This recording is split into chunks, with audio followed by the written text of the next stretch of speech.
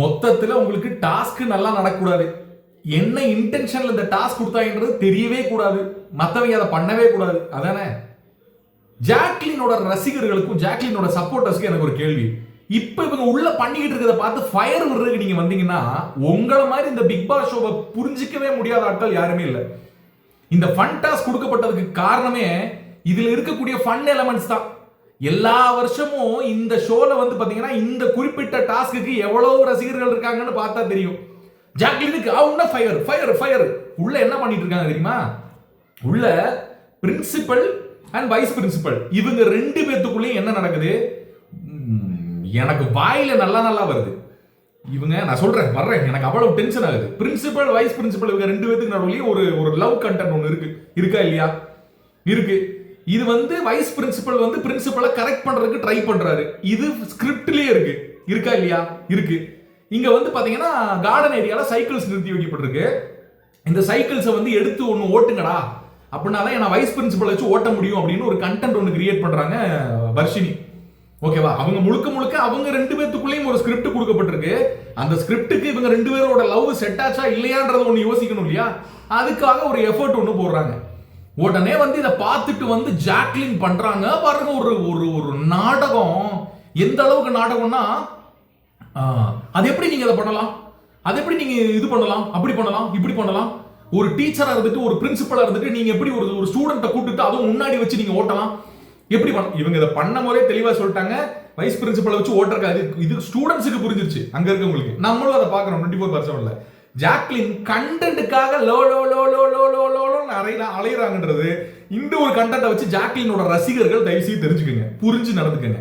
ஏன்னா இந்த கான்செப்டோட எல்லா விஷயங்களையுமே உடைச்சு முடிக்கிறது ஜாக்லின் மாதிரி இருக்கக்கூடிய ஆட்கள் தான். எல்லா கான்செப்டையும் என்னமோ அவங்க வந்து யோசிச்சு பயங்கரமா வந்து இந்த ஸ்கூல் அப்படின்றத வந்து தூக்கி நிப்பாட்டி நிலநிறுத்தணும், தூக்கி நிப்பாட்டி அதை பண்ணணும் இதை பண்ணணும்ன்ற ஒரு கான்செப்ட் மட்டும் மைண்டுக்குள்ள இருக்கு. ஃபன் எலமெண்ட் இன்னைக்கு பிக் பாஸ் கூப்பிட்டு ஒரு சீக்ரெட் டாஸ்க் கொடுக்குறாங்கன்னா காரணம் ஜாக்லின் மாதிரி இருக்கக்கூடிய பூமர்கள் தான் அப்படின்னு நான் சொல்லுவேன்.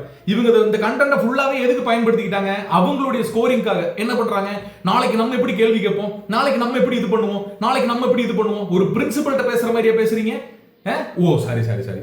உங்களுக்கு இதெல்லாம் கத்துக்கிறதுக்கு ஒரு பிரின்சிபல்கிட்ட எப்படி பேசணும் அப்படின்னு கத்துக்கிறதுக்கு என்ன இல்ல கமெண்ட்ல போட்டு விடுங்க. அது இல்ல இல்லையா? உங்களுக்கு அதை சொல்லி தரல இல்லையா? சொல்லி தர்றதுக்கு ஆட்கள் இல்ல. சரி, அதை கூட விட்டுருங்க.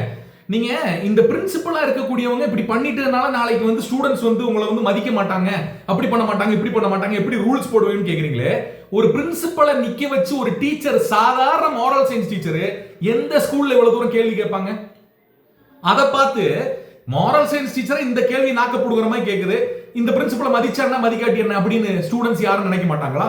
என்னங்க மேடம் உங்க சட்டம்? Moral science teacher moral science படிச்சாதான் வரணுமா? ஸ்டாஃபுக்கு எல்லாத்துக்கும் டாஸ்க். இந்த டாஸ்க் கொடுக்கப்பட்டதுக்கு காரணம் நீங்க உண்மையிலேயே அப்படி ஒரு ஸ்கூல் நடத்தி அந்த ஸ்கூலை வந்து நட்டுக்குத்தலா நிப்பாட்டி அது இல்ல. இந்த புரிதல் உங்களுக்கு வராதனாலதான் இந்த ஷோ இந்த சீசன் 8 மொக்கன்னு நாங்க சொல்றோம். ஒரு எஃபர்ட், ஒரு ஃபன் எஃபர்ட், ஒரு ஆளை ஸ்மைல் பண்ண வைக்கக்கூடிய ஒரு எஃபர்ட் அவங்க போடுறாங்கன்னா அதை பூஸ்ட் அப் பண்றதுக்கும் அதுல இருந்து ஒரு கண்டென்ட் ரெடி ஆச்சுன்னா அதுல ஃபன் பண்றதுக்கு தான் டாஸ்க். ஜாக்லின் மாதிரி ஆட்கள் இருக்க வரைக்கும் செல்ஃபா ஸ்கோர் பண்றது எப்படி நினைப்பாங்களே தவிர மற்றபடியே ஒன்றும் நடக்காது. இடையில ஒரு இடத்துல வர்ஷினி டென்ஷன் ஆகுறாங்க. நீங்க ஆஃப்டர் ஆல் ஒரு டீச்சர், நீங்க எதுக்கு நீங்க கேள்வி கேட்கறீங்க அப்படின்னு. உடனே வந்து ஜெஃப்ரி கூட ஒரு பூமர் கூட இன்னொரு பூமர் சேர்ந்துக்குது. ஜெஃப்ரி தேவையில்லாத வேலை. என்னோட ஏரியா கார்டன் ஏரியா, நான் தான் இங்க முடிவு பண்ணும், நீங்க ஏன் மேடம் இங்க வர்றீங்க? அவங்க பிரின்சிபல்யா. அது மட்டும் இல்லாம ஸ்கூலோட சேர்மனோட மக, அந்த ஸ்கூலோட ஓனர், அவங்ககிட்ட பேசுற மாதிரியா நீங்க பேசுறீங்க?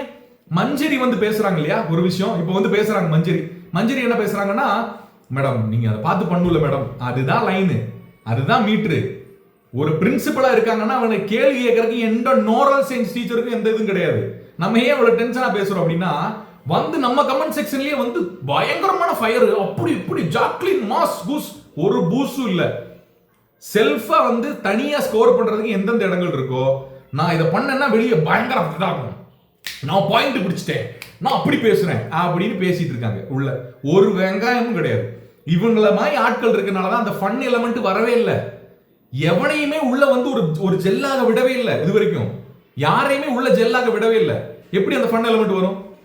கன்றாவி. உங்க கருத்துக்கள் என்ன கமெண்ட் செக்ஷன்ல போட்டு விடுங்க. என்ன பண்றது, நம்மளால முடியல. ஜாக்லின் நீங்க ஒன்னும் பெரிய மாமேதை கிடையாது.